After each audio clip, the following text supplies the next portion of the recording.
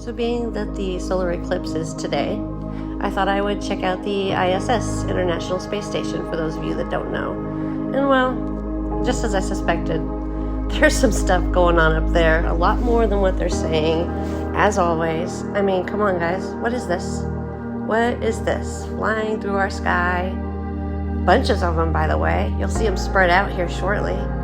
But I mean, I don't know about you, but what are they not telling us? I'm kind of thinking there's something else going on. And this is just me talking out loud, but I'm going to continue to do so because I can't stand liars, and I don't like it when things are hidden from us because it was never their choice to, make decisions for us. So with that said, there you go. You saw it here, folks. You saw it first here. This was just on yesterday's ISS footage. All right, y'all, buckle up.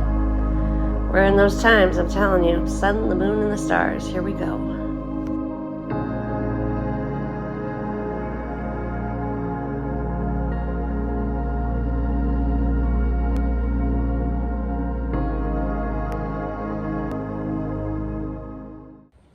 So as fate would have it, in the small town of Sealy, Texas, sitting just off the line of totality and about 2 hours east of San Antonio, Texas, yesterday we woke up to overcast skies, lots of rain, thunder and lightning, and not even a chance in hell to look and see and witness the total eclipse.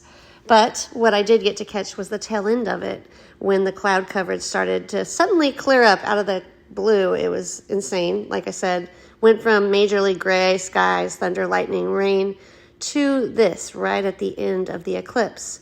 I find that kind of funny because I am about 90 miles from NASA. We won't even go into that right now, but we do know that they did launch rockets yesterday as well during this eclipse, which really and seriously has to make one scratch their heads and wonder why. Spoke to other people as well, and they seem to have not been able to have a very clear view either. And this really does get you wondering, I mean, why is this? And my sky never got any darker, by the way. It remained light, just like it was overcast skies. It never changed. Now, you would think during the eclipse, and keeping in mind that we would have been darn near the totality of it, we didn't even see a phase in the sky coloring. Again, overcast, I get it, but that's saying nothing. When the sun's not shining on the above portion of those cloudage areas, then, well, that should only mean one thing, that it should be a heck of a lot darker, especially with the cloud coverage. But you didn't see that here. And I was on a live podcast yesterday showing just this. So if you're curious about it, you can go back and look at that. But there's a lot of other people saying the same thing, not understanding. Some people were saying they saw the eclipse where it kind of shifted at a 45-degree angle all of a sudden towards the end. All these things that just, according to what our science teaches us and as history would proclaim it to be, should not be possible. It has never been and still shouldn't be. So, again, there's a lot of factors in this. But on top of that, what about the fact that people are seeing all sorts of strange objects near and around these eclipses, including my own, and also the ring of fire, the annular ring of fire, 2 objects in the blink of an eye flashing right above there during that eclipse, and none of them making sense. We don't have any equipment that can move that fast, and you'll see in this video towards the end. But I guess the point is, what's above us? What are they doing up there? What are they hiding? What's continually going on? Why the rockets, constant rockets? Why bombing of the moon? Why would we try to put a hole in it? What are we doing exactly? What does our government know? What does the world's government know that they're not telling us? I guess these are some questions we should all be pondering at this point. And I've been pondering them for years. It's frustrating. And I know that most of you out there are feeling what I'm feeling right now. It's very confusing to say the least, but I think we deserve some answers. I'm just saying. I mean, does anyone else feel like there's a ceiling over them, when it comes to what's above us these days? I remember being a little girl in New Mexico, laying flat on my back outside in the grass, and I would stay there for hours just looking into the depths of the sky, gazing at the stars that just seemed endless, and there was just one after the other, and I'm talking in depth. But now it looks like these days, what I see, there are a few stars. They're scattered about, And even though some are smaller than the others, there's no depth to it. Does that make sense? There are just so very many things that I've witnessed in our sky in the last, 8 years, especially starting around 2016 to 2017, that I had never seen before. And I know that they weren't there because, again, I reiterate, I have always been, since a very young child, a sky watcher with my fascination always directed in that area. Everything from orbs to strange dark shadow figures to what I guess one man has coined as dragons, tagging aircraft that fly through the sky. However, I have a complete different theory than what this gentleman has, and I understand his fascination with it, and I could see how he might think that. But my thoughts are that these are not something tagging those aircraft. My thoughts are these are projectors projecting those aircraft, making them look like they're actual aircraft, because without a doubt, I have watched them shapeshift, lose their form, try to hold it together, and in a split second, shift and pull it back together again, as if they're just a hologram. In fact, that's what I believe that they are. In fact, some talk about the simulation. I'm starting to wonder if there is just a small bit of truth in that.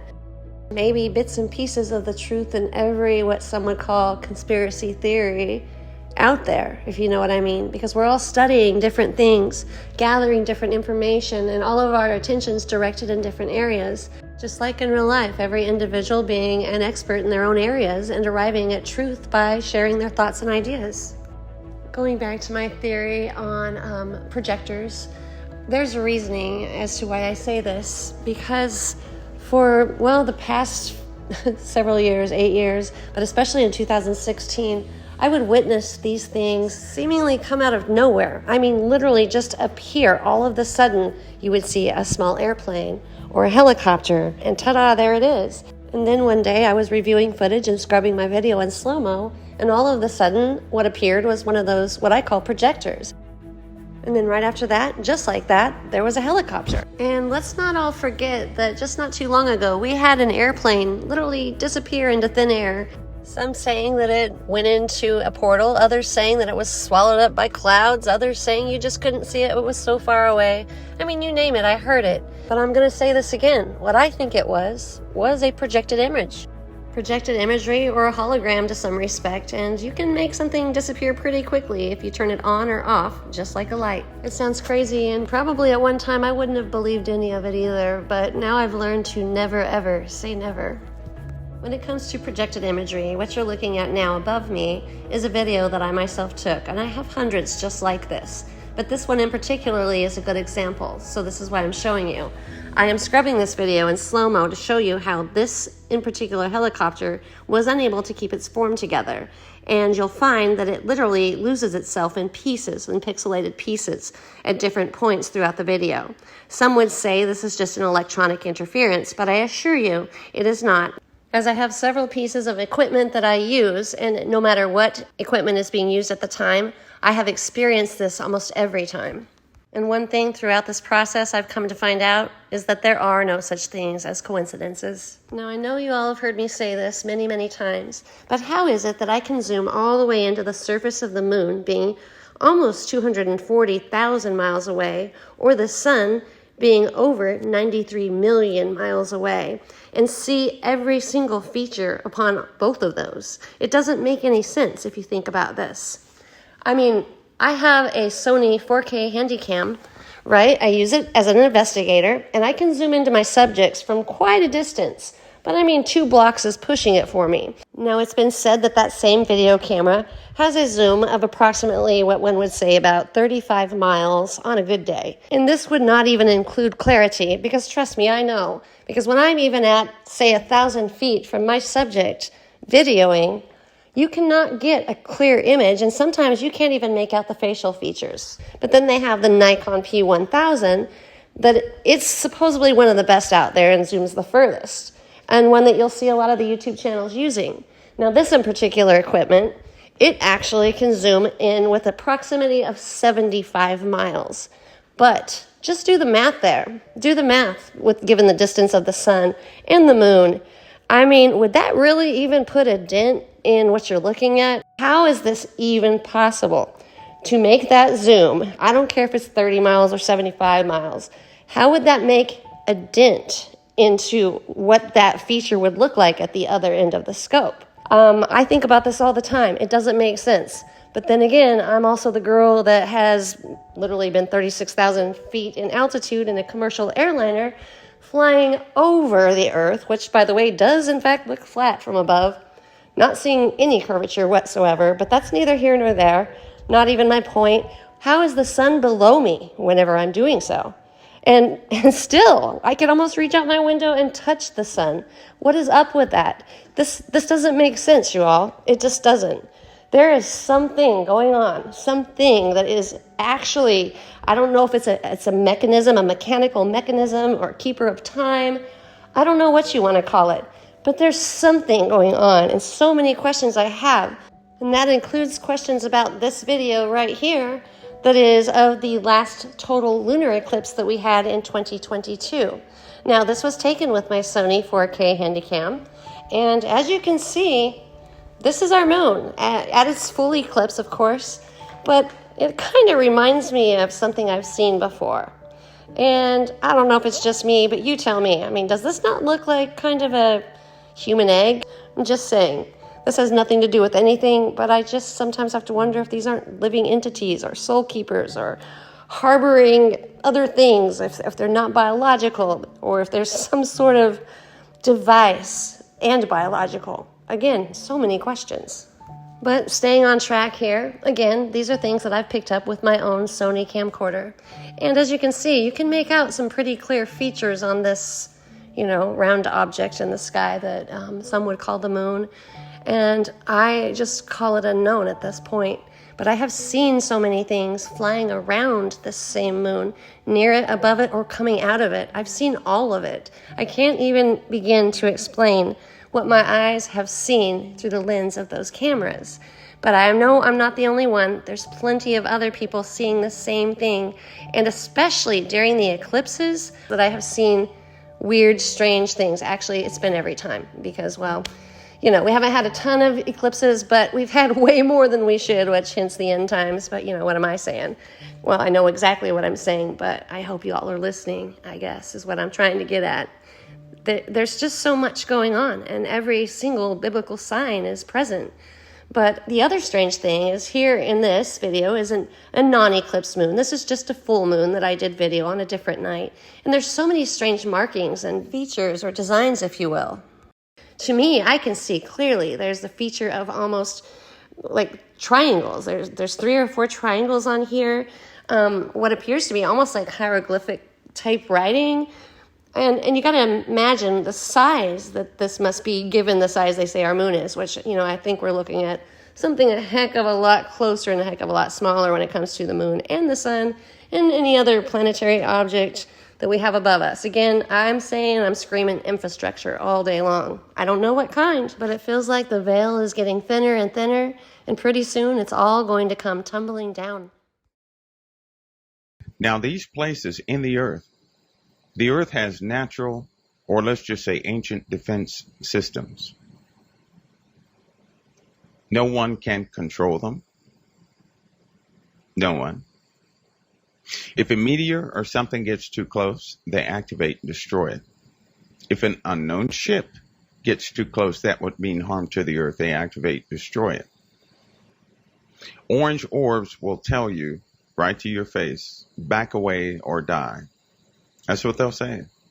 Back away or die. You have red orbs that will say the same thing. Back away or die. Now, these orbs of energy that you see, let me explain what they are. That nothing's wrapped up in the orb, right? Nothing's wrapped up in the orb. The orb itself is the peak of the energy used or that they emit when they travel around and so forth. In fact, when you see an orb in the sky, a little bitty orb, probably about the size of a basketball, the mass of what you're seeing behind the orb is enormous. In other words, the structure behind that orb could be 2 miles long, or it could be 35 feet in diameter. The orange orbs are not the bad guys. The green ones are. Either way, you have nothing to do with them. They have nothing to do with you. They're absolutely real. But there are things in this world that people try to cover up because they do not want you to understand who you are. See, if you happen to believe and had proof that angels are absolutely real and working in this earth, holding back wars and everything else, you would say, that would be a trigger for your faith to say, the rest of these things are true. But see, the elite want to control these things. They know, I keep telling you guys, that the world's armies will get together and fight against God and his holy ones.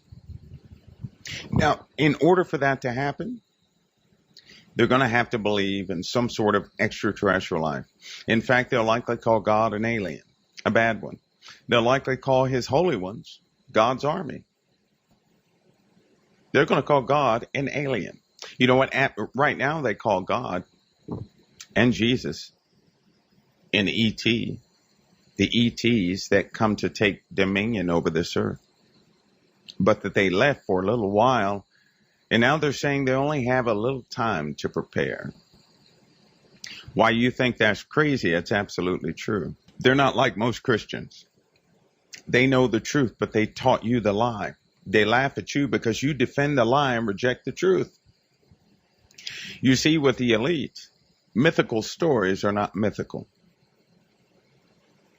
They have all the evidence they need. They know where all these little tunnels lead. And when they're doing something like that, investigating tunnels, or have already investigated a tunnel and so forth leading to a city, they give you a cover story saying, we discovered new tunnels. They've already been there, did what they had to do, and got out. They don't want you to understand that your God is absolutely 100% real, authentic, and in control of everything. While people debate in the world about religions and so forth, the elite know exactly which religion is true. Of all the deities on earth, they have a great fear for God himself. They know there's no way to circumvent him.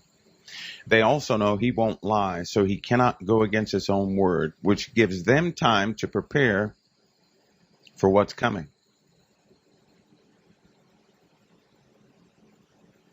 See, they think you're the ignorant ones because they often say you serve a God you don't know about simply because you won't read. They also make jokes and say his children do not listen to him because they don't think he's real. And they have a fear, some of them have a fear that the day you find out and you've accepted Christ, the number one energy source for all things that exist, you've invited that power into your heart, him into your heart, with the power that bonds everything together called love. They know they're leeches. They know evil does not hold anything together. Love does. Love is not an emotion, it's a power. It's also measurable. Love is in fact measurable. So is the presence of the Holy Spirit. That energy is measurable. They know who's real and who's false. They know who's real and who's false. And believe me, there are a lot of false people out there. Lots of false people. But they know who's real. They target your mind, those who carry the real Holy Spirit, all the time. Your mind, they target you always. Those are devices of the enemy. But you're a target. Yes, frequencies, light pulses, close proximity, jolts of electricity that do things to your heart, do things to your lungs, do things to your kidneys and everything else. They also know that when you go to pray and the Holy Spirit begins to build, your body rejuvenates. You know what that word quicken means in the Bible? That word quicken means life. The Holy Spirit brings life to your body. See, if you have this is why, as time has been going on and on and on, faith has been diminishing. It's been diminishing because people have a hard time believing. They have a hard time believing because too many lies have been put in front of them. And there shall be signs in the sun and in the moon stars, and upon earth distress of nations, with perplexity of all the things that are coming upon the earth. Love is a burning thing, and it makes a fiery ring. On October 13th of 2023, we witnessed what is known as the Ring of Fire annular eclipse.